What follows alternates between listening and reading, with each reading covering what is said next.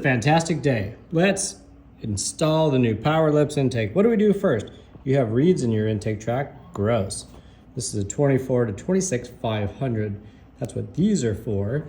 So you cut around here, this little piece, there's just some rubber glue there. In fact, yours have probably already blown out. This piece comes out, and then you pull the reeds out with some pliers and a screwdriver. There's nothing holding them in, they just sit in there, only friction. Once you dig them out, it looks like this. With the reeds out, you have a big square open hole like this. Moves a lot of air up top, but not very good for intake velocity. We can do much better than this. So we're gonna put this new Powerlips intake system in it. Why? It looks like a big pair of lips. Made red on purpose. It just goes in here and snaps into place. But it fits tight. So you're gonna wanna put a little lube on it. You can use some all-purpose stuff. You can use a little soapy water.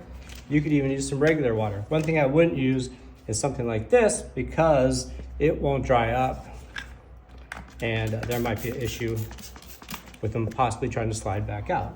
So just a little lube, slide, pop in place. That's it. That's power on the go right there. This stuff will dry up, it won't be coming out, and you've got the biggest power gain for an intake system you can get on a 24 to 26 500 or 501.